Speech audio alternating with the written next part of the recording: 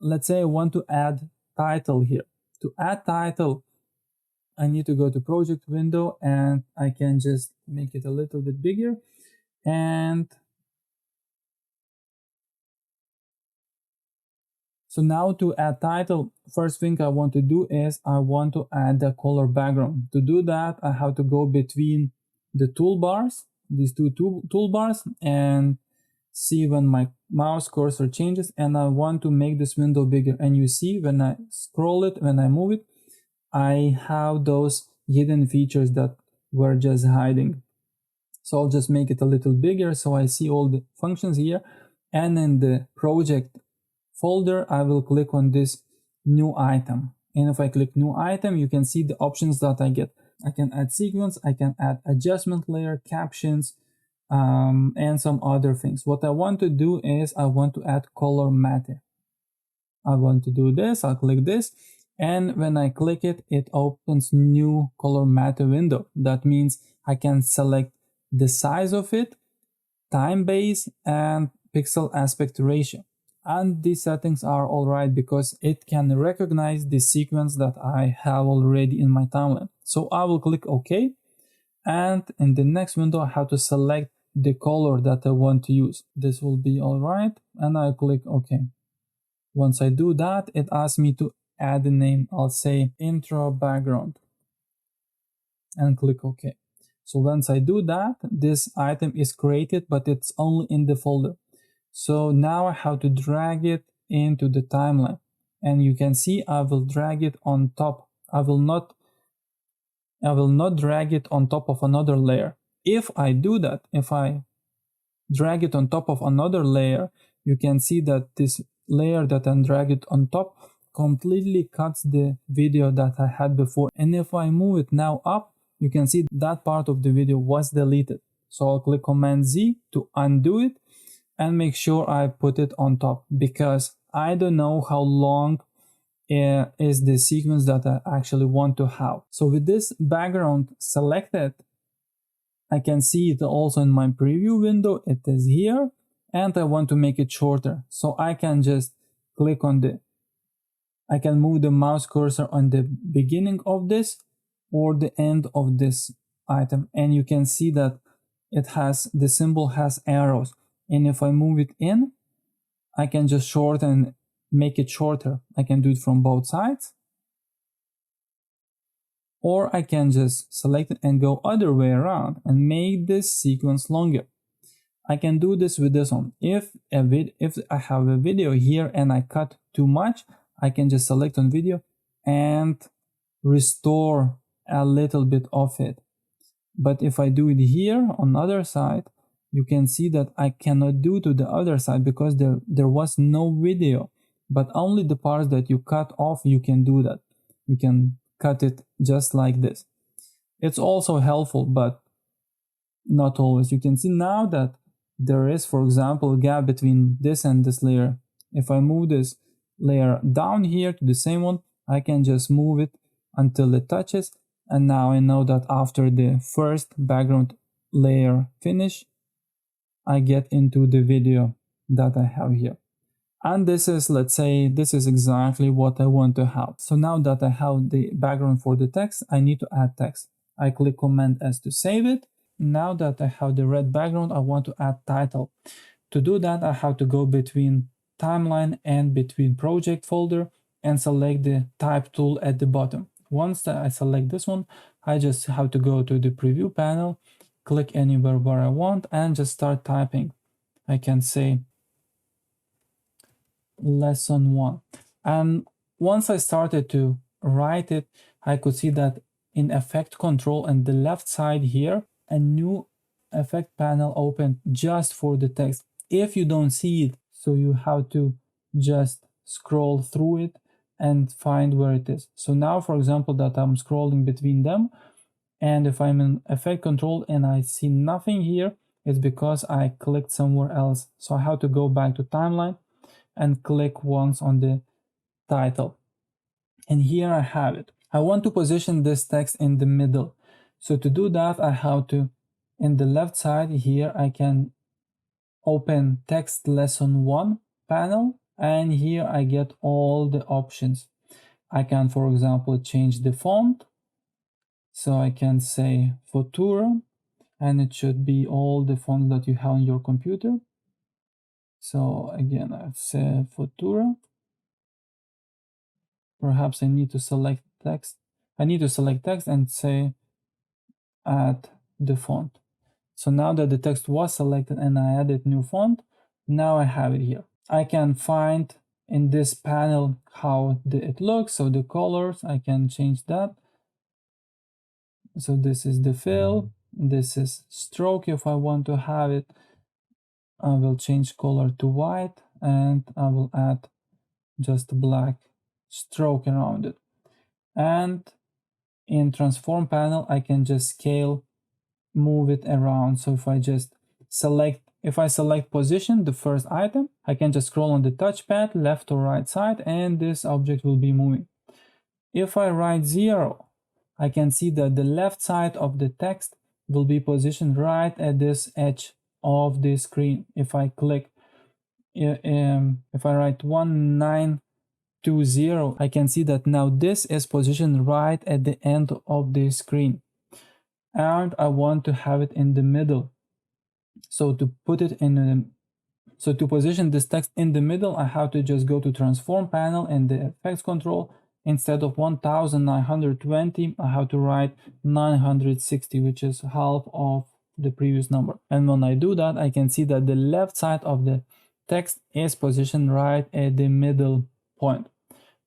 And this is because in the settings here in the text area, I have left align text selection. So I will select center, and now my text is positioned right in the center horizontally. So with the text center, now we can play around with it more. So we could also move this text at the bottom. Just we can select a selection tool in the tool panel and drag it to the position where we want to keep it. And this, let's say, is the good position. Let's keep it here. Let's add one more text. Deselect this text that we have here, select here, and now click text tool, and I add another one. And you see now I add another text and it creates another layer. So now I can write here, design school Kolding Denmark. And now I can go back to effect control and change the scale. Instead of 100, I will say 50, click enter. And so now you can see if I move my text with selection tool selected, it disappears. So there is some kind of box inside in which I can do it. I can move the text. But it is because in the left side in the menu, in the effects control panel, I have selected this part. So, and I have to select the layer, I have to select T, I have to select motion part when I want to move it. And now I can just move the text anywhere where I want to have. With these two texts added to our beginning of the video, now let's see how it looks like. So if I click on play button and see how it works, we can see that the text just suddenly disappears. And in the beginning of video, it's just there. Let's make it a bit more dynamic introduction of the text. So let's make that our lesson 1 and design school Kolding text, they come into the frame. To do that, we have to select one of the text that we want to animate and select that one. You can select on the layer panel the text that we want to animate, and with this selected, we have to go to the left upper corner into the effects control. If you don't see effect controls, you might be somewhere else, so just scroll between the tabs and make sure you are in effect controls. Now when I started to move it, everything disappears, so that means that I need to reselect my layer of the lesson 1 text in order to activate all the information that I have here. With all these settings available, I can also see that in the right side here of this panel, there is another timeline. So this timeline, if I scroll it, it ends with the end of the short clip that I have here. So the way effect control timeline works is that it works only within the clip that is selected. So with that, so again, with the text selected and effect controls selected, we have to find our transform area here. Transform, or also we could work with video and motion, because both of these numbers, if I just go on this number in position and play around, I can see that the text works. If I go to the bottom side where it's position of the video, I can also do the same. I will click Command Z to undo those things and leave it where it was initially. And now to move it outside of the frame, I have to add keyframe. To do that, I will go to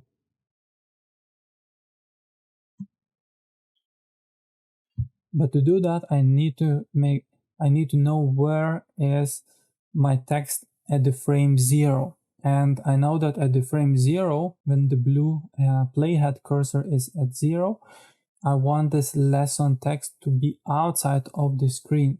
So I'll just select this text in the preview panel and move it outside. You can see that when I'm moving, I can move it everywhere. It changes X and Y position. But if I click Shift when moving and move only one direction, it moves the text only in one direction, and I leave it there. So now to make sure that this comes in, I have to add keyframe for the position where the text is right now. So I have to go to Effect Control Panel, go to Transform, and within the position area, I have to click on stopwatch icon next to position. Once I click it, I can see that the keyframe tool is activated here, and also there is this half of diamond shape within the timeline. So that means that I now added a keyframe. I have to move to another place. Let's say somewhere here is the place where I want to have already my text inside the frame. So with the blue playhead cursor moved to another position, I can move it here. I can also move it here. I just need to now add another keyframe. So to do that, I can just take the text and again holding Shift, just slide into the place where I want to have it and release it. And you can see in the timeline and the effect control panels, I have now another keyframe. And also when I dragged the text, we added this path, and this path is the movement that indicates how our item that we selected moves in. I can also play around with that later on, but I'm not going to show it in this video. So now if I just move to the 0 in my timeline and I click play button, I can see that the text comes in. And that's exactly what I want to have. Now I want to achieve the same with Coding Design School. In the same way that we created this animation for lesson 1 text, we can do the same for another text that is Design School Coding Denmark. I will just do the same things exactly that I did. I move to frame to the beginning of timeline. I select the layer that I want to animate in, and I have to move it outside of the frame. So in this case, I'll just move it also to the same direction with the holding Shift and move it outside. With this text outside of the frame, now I'll just have to go to Effect Controls, and in this area I have to go to Transform Panel and click on Stopwatch on Position again. With this done at the frame 0, I added a keyframe. Now again I need to select when this text will be again in this stage. So I can just move the timeline here. I can see the text of lesson 1 comes in, and this time I want our next text with Design School Coding Denmark comes in a bit slower. So I'll just move it somewhere here, and select the text in the preview panel and move it holding shift inside this view. And again, I have some small path here. It indicates how the text moves. And if I go to now to frame 0 and click space to play it, I can see how this text appears within the frame. And this is how you basically animate everything. I can see there is small error because the text of lesson appears right at the edge, but design school called in Denmark, it still has some slight edge. So I just need to play around with that to fix it. And not to make this video too long, I'll just keep it here. And I showed you before how you can fix it. So this is great. I like this kind of entrance of the text. And then when we move to the end, it's just this part of the text being just cut out. To make it more simple, this time I will go to Effect Control Panels and the right. If you don't have it, you have to make sure you have activated Effect Workspace. And here you can just go to Video Transitions, Dissolve, and choose Cross Dissolve. With this selected, you can just move this effect on the end of the on the video, for example, and you will see how it works. So it just dissolves this. So basically this effect is just dissolves it. I will just take this cross dissolve and move to another object, another video. Okay, and now it's added. So you have to play around a bit. So now I have my both text dissolving at the same time. If I don't like them dissolving at the same time, I can just go to the bottom of the timeline, take this slider at the bottom, and you see if I can extend it, I can see all my video shrinks, or I can zoom in into the timeline. And with this zoomed in, you can see that now I jump frame by frame. So this is a little bit too much. I'll leave it somewhere here, and I can just I can select one of the effects, and with this edge selected, I can move this effect in or out. So I can just make sure I move at the edge of the cross dissolve effect, and I can move it, make it shorter or longer. So with these two effects now starting at different points, the effect will be different. So if I click play button now, you can see that they dissolve, but they dissolve at different times.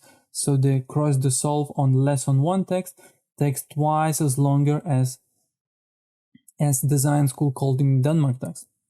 And this cross dissolve effect actually is used very often everywhere. So if you just want to play around with it, you can just add it inside like every item that you have. So I will add this filter. I will add this effect at the beginning of all the layers. And if I go to the beginning, I click play, you can see that now everything fades in and then later fades out. I click Command S to save it, and this is actually what I want to have in my video.